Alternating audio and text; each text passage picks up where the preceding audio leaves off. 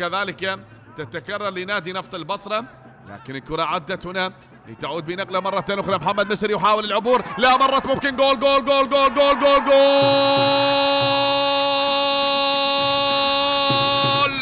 محمد مصر يفتتح التسجيل.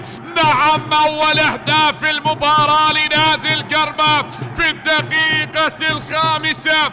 محمد مصر يستغل خطأ الحارس وغلطة الشاطر بلف عندما تكون عند اللاعب محمد مصر، فهي بهدف، هي بهدف لنادي القرمة. يستغل تقدم الحارس وخطأ من الحارس حسام مهدي، اخطأ بهذه الكرة ومحمد مصر وضعها في شباك ليعلن عن الهدف الاول لنادي القرمة. الفريق الضيف يسجل اول اهداف المباراة، الهدف الاول لنادي القرمة عن طريق اللاعب محمد مصر، يسجل اول اهداف المباراة، هدف اول لنادي القرمة. نعم، اول اهداف المباراة اللاعب محمد مصر بالدقيقة 5. جون أوكلي لعلي حصني، علي حصني يحاول المرور من علي حصني بتمريرة من علي خاطئة، والإبعاد يأتي هنا. دوحي يحاول محمد عدنان، مرر هذه الكرة لعلي حصني، مرت ممكن الثاني، جول. لا هناك الراية، هناك الراية والتمركز السليم من المساعد حامد علي باللقطة حسنين رفل المساعد الثاني لحكم المباراة بتمركز، وأيضا كانت هناك راية وتسلل على اللاعب جون أوكلي بهذه اللحظات. شاهد هنا التحرك، وكانت هناك راية من المساعد حسنين رفل المساعد الثاني لحكم المباراة، هذا من بابل بكالوريوس. كذلك شهادات علية تضبط هذا اللقاء، والتوفيق لجميع حكام دورينا هذا الموسم.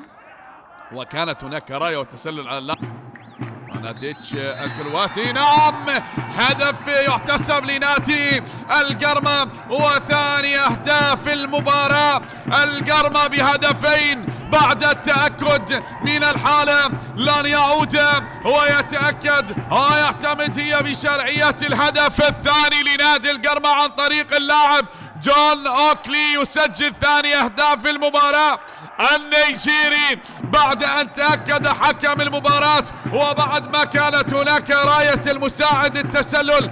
كان الجميع يظن وكنا نظن بهذا التقدم وكان متسللا، لكن بهذه الحالة نعم يأتي من الخلف ويسجل، وشرعية الهدف الثاني لا وجود. نعم، هنا خط الأوف سايد والنو أوف بتدقيق وتركيز من المساعد لحكم الفار. يظهر لنا في الصورة نو أوف والأوف سايد في اللقطة الماضية، والهدف شرعي لنادي القرمة ليحتسب ثاني أهداف المباراة. مضت هذه كرة من محمد مصر، تأتي بنقلة عدت لشهاب عبد الرزاق، من شهاب رزاق شهاب لعلي حصني، مرر هذه الكرة من شهاب هناك لعلي حصني، مرت دوحي جول.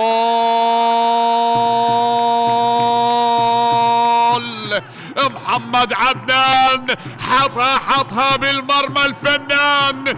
محمد عدنان يسجل ثالث أهداف المباراة لنادي القرمة من محمد عدنان. دوحي الفنان يسجل الهدف الثالث في المباراة لنادي القرمة.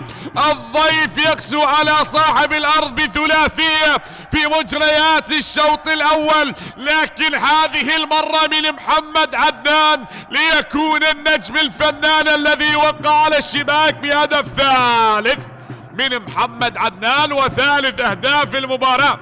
شاهد هنا التمريرة من علي حصني ومر وانتظر الجميع، وكانت دفاعات البصرة تظن بأنها تسلل، أرادوا ولكن هو يكسر حاجز التسلل ويسجل هدف ويتسلل لشباك الحارس حسام مهدي ويضيف ثالث أهداف المباراة.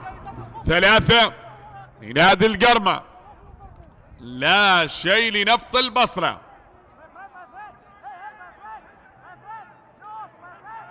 ولكن هناك الابعاد لا، فعدت هناك بتمريره محمد مصر ونقله مرت هناك من جديد، محاوله عبور جون اوكلي، جون جون جون جون جون جون جون جول.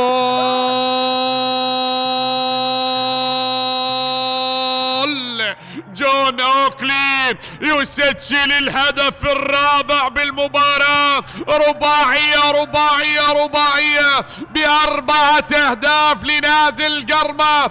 القرمة يسجلون الهدف الرابع وعن طريق اللاعب جون اوكلي، والهدف الشخصي الثاني لهذا اللاعب بمباراة اليوم. شاهد التمريرة، روعة روعة روعة من دوحي، وصلت لمحمد مصر وجون اوكلي وضعها في الزاوية اليسرى للحارس ويسجل رابع أهداف المباراة والثاني الشخصي لجون اوكلي. 4 أهداف للقرمة، لا شيء للبصرة. 4 للقرمة، لا شيء لنفط البصرة ب4 أهداف. نعم، جون اوكلي يسجل الملعب. نشاهد أحبتي ملعوب هذه الكرة وبالرأس الارتقاء، لينهي الأمور فرانك البديل، فرانك سيدريك الكاميروني ينهي آمال البصرة في الوقت القاتل. فرانك سيدريك يضرب بالخماسية، 5 أهداف باللحظات وبالدقائق القاتلة. أي يوم قاسي على نفط البصرة، وراسي ارتقاء جميل وضعها في قلب المرمى.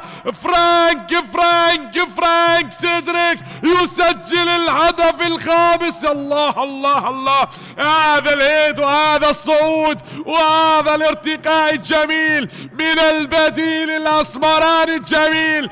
فرانك سيدريك يسجل الهدف الخامس.